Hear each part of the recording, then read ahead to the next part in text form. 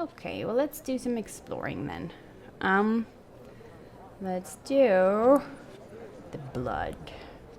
You stalk the forest hunting an elusive swift elk. Suddenly, it emerges from the underbrush, lowering its antlers and pawing at the ground. It's going to charge. Perfect, tear it apart.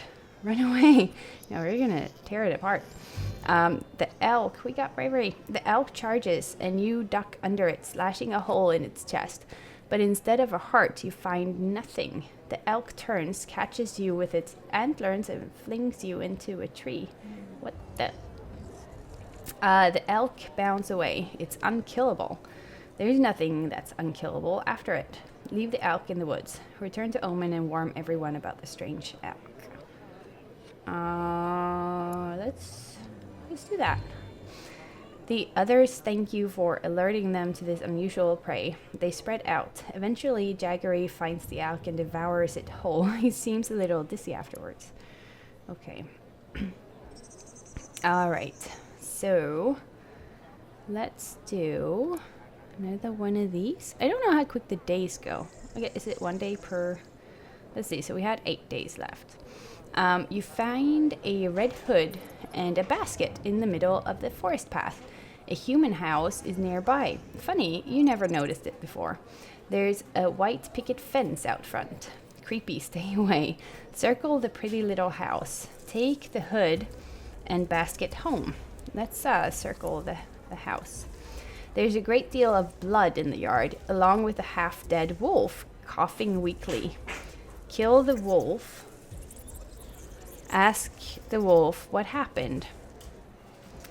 Let's ask him what happened.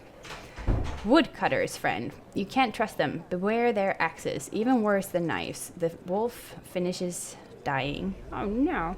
Bow your head in respect. Take and eat the wolf's carcass. Should we eat? No, because doesn't he have rocks in his tummy if it's the wolf that I think it is? So let's not do that. You're not sure if you're respecting the human capacity for killing or the wolf's perfectly timed last words, but before you can come to a decision, you've grown bored. Take and eat the wolf carcass. Be on your way. Let's eat him then. Fine. You haul the strangely heavy carcass back home. An elder points out a sewn-up gash down the wolf's belly and says it was good work. Take credit for the woodcutter's surgical precision. Admit it was someone else who cut the wolf open. The elder is impressed with your honesty and says so. You open the gash and find stones inside the wolf. How odd. Indeed. Yeah, okay, so it's 1 day per thing that we do. Let's do this one. It looks like a human. You hear Grit Mitten telling younger monsters about the human that almost killed him. It's the pointy parts that get you, he says. The pointy part. Always wait until the knife is pointing somewhere else, then run away. He turns to you and says, isn't that right? Explain to the youngsters that a human knife is always dangerous. Exaggerate the story to strike fear into them. Impress everyone by claiming to be an expert. Let's do this first one. You calmly expand on Grit Mitten's tale, sharing what you have learned about the frightening blades of the humans. The young monsters promise that they will treat such things with respect, even if nobody's holding one. Okay, that's great. Let's see. We do... What should we do here? Let's do this one. You and Gobclaws come across an ant and a grasshopper, both locked in a mortal combat. Each is biting the other's back leg. Get involved in this buggy battle. As you reach for the bugs, Gobclaws holds you back. Isn't there a legend about bugs and the wheat? Maybe we should be careful. Accept this timid advice and don't interfere. Silly Gobclaws, monsters fear not such things. Go ahead and interfere. Let's do it. You shrug off Gobclaws and get back to what you were doing. Separate the ant and the grasshopper, then eat them. Divide the wheat between them. Get a really close look. Let's get a really close look. You lean in, then achoo! Insects and wheat go flying and you are filled with a sense of dread. Gesundheit, says the smug Gobclaws. Oh, that was it. Fine.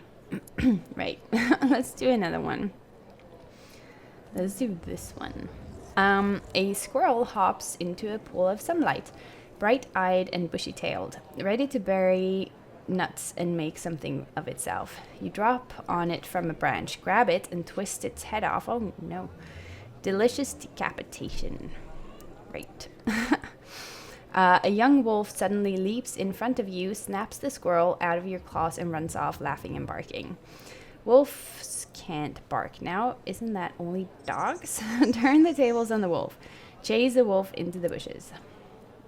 She must be multilingual. Plus, it looks like she's faster than you. Fine. A young wolf said blah, blah, blah. Okay, it was the same thing. Turn the tables on the wolf. Chase the wolf into the bushes. You run into the underbush, slashing and tearing at the binding vines and leaves, but soon lose the wolf's trail. As you stagger home, you notice that wolf poop.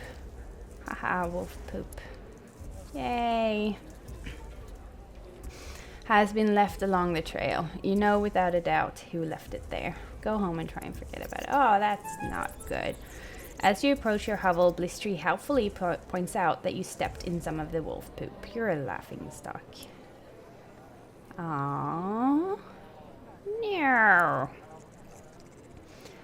Let's do one of these. A small pack of elder monsters are huddled at the edge of Omen, watching the woods and discussing something in hushed tones. Listen in. Elder Hamrag is saying this could simply be a rumor. We don't know. They're out there for sure. Ask what's going on. Hamrag says, some of the younger monsters have seen others in the whale mist.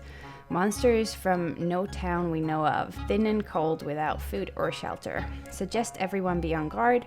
Offer to host any homeless monster in your hovel. Promise you will remember the warning. Last offer to... we got respect and kindness. The elders are impressed by your unusual offer. They look at each other, then shift their conversation in the same direction. If the strange monsters come into Omen now, they won't be met with violence. Yay! Okay, let's do this one. Wild chickens are back in season. As delicious as they are mean, they're loose within the whale mist, and the monsters are all hunting them down. Chickens lame, forget about it. Find some eggs and just eat those. Get out there and hunt those wild chickens.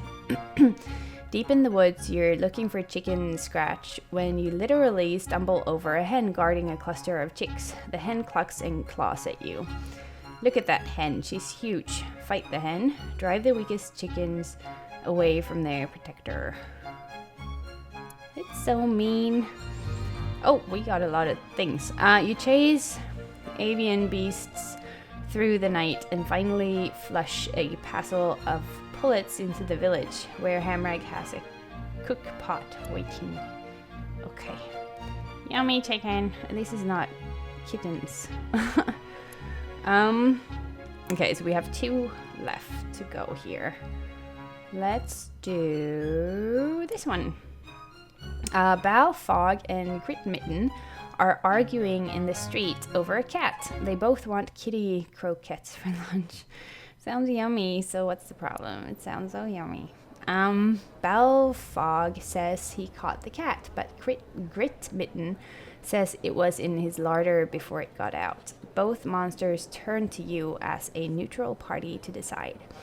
Finders Eaters, clearly that cat is Bal Fog's. Try to make everyone happy. Let's do Finders Eaters. Later, Balfog offers you and Grit Mitten the whisker drippings. Whisker drippings? By way of thanks to you and apology to Grit Mitten. What is a whisker dripping? I don't know what that I want to know. I don't know. Yay, respect. Okay. You can't see how much respect you have. Or is it this one? No, I don't know. Let's do one more of these. You scoop a big fish from the forest stream. As you're about to bite into it, it says, wait, I'm magic. I can grant you a wish. Sounds legit. Believe the fish. Dispute and spurious claim. I want a wish. I got -1 cleverness. You lied to me. The fish flops to the stream bank, trying to get back into the water, but you are in the way. It says, let me back into the water and I'll give you anything you desire. Wish for something to eat. Wish for something to fight. Wish for 1,000,000 snacks. Let's wish for something to eat. The fish wriggles and falls into the water. It uses its tail to flip a dozen crawdad onto the bank. You devour the delicious crustaceans, I think, in tiny bites, relishing the experience. Okay, great. You're growing old, my friend. Your body is very soft, and you drip slime everywhere you go. Oh no. It's getting hard to leave your hovel. Stay inside and think about this. Go see spine doctor, embrace your fate. I'm just gonna stay here and think about it. I don't wanna grow old. It's your time and you know it. Unless you've lived well, your body will return to the slime from which it came. But if you have done well, think about what happens if you've done well. What's that noise outside? I'm gonna think about it. Your fellow monsters will test you and donate blood to a portentous infusion. What does one do with a portentous infusion? No, really, what's all that racket outside your hovel? I don't want to know. I'm not old. One drinks it naturally. If it has enough blood in it, you ascend to elder status. If not, you dissolve. What else is involved in a monster's ascension? Sounds like a bunch of monsters out there, all right outside your door. I don't care about them. The elders test you. You don't have to pass all the tests to ascend, but it helps. Oh? The more respected you are and the better you do on the tests, the more blood the elders will add to the infusion. And then you drink it? And then you drink. But enough about that. Someone's banging on the door of your hovel. Sounds like a crowd has gathered. Okay. A group of elders is waiting at the door of your hovel. They've seen your drippings. They've seen my drippings? They know it's time for you to dissolve or ascend. Refuse to go. Go with them to dissolve or become an elder. Ask them to come back later. You can come back later. Hamrag says, all right then, we'll see you tonight. All the elders turn to go. Watch them leave and close the door. Okay, goodbye. You sit in your hovel contemplating the coming change. The elders will be back soon. Slip away while nobody's watching. Go to the elders. Should we slip away? No, let's just do it. The elders of Omen surround you at the spawning vat. They've built a fire beneath a small cauldron. Your body is squishy and damp. Examine the cauldron, be tested, try to ascend to elder status, dissolve, becoming one with the spawning vat. Last chance to run. Let's be tested. A masked elder comes forward. She says, it's time to decide. All the elders growl and snarl.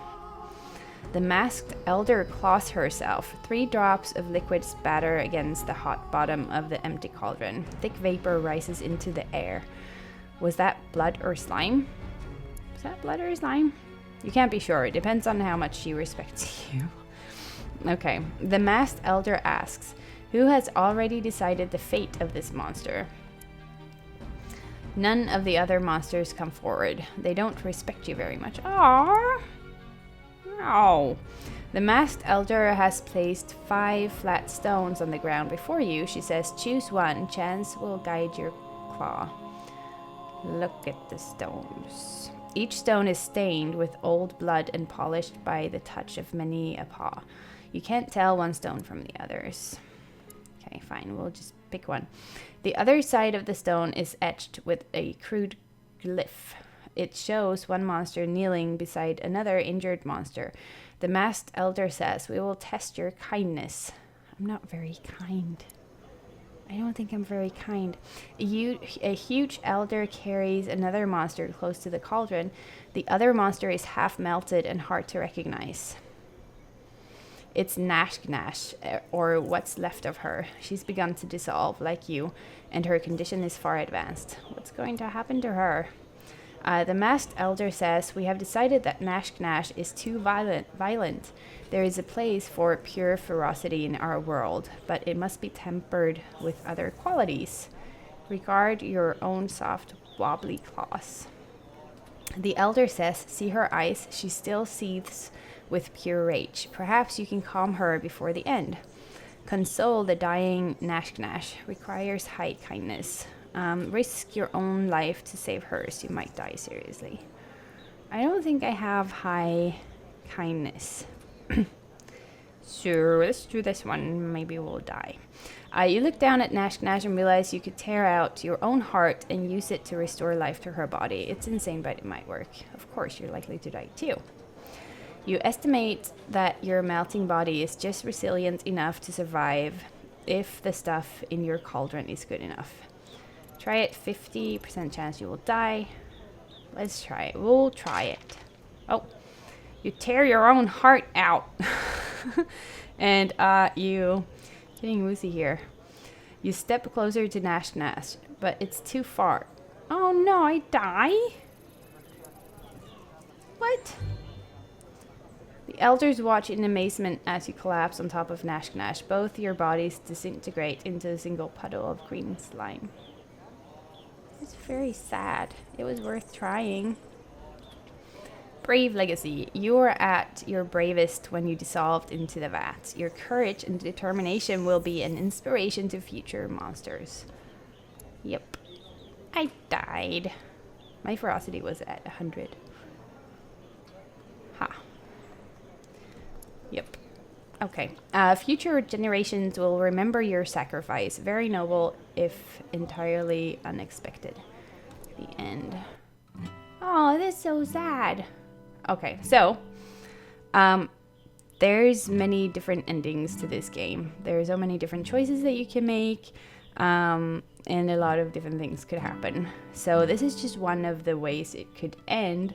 It was a fun game. I played it all in one sitting, and I have to say that my voice is kind of going, and I definitely need to drink a glass of water, so I'm gonna go do that.